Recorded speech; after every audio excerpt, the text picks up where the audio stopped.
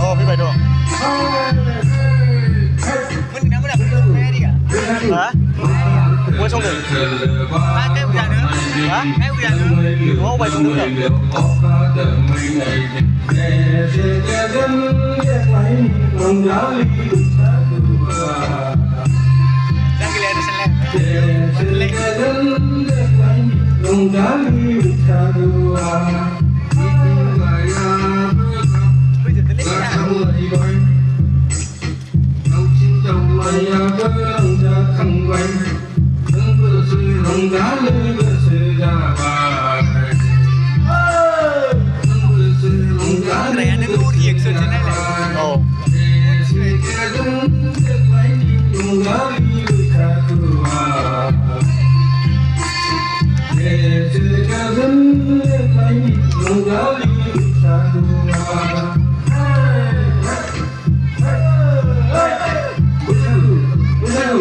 What's up?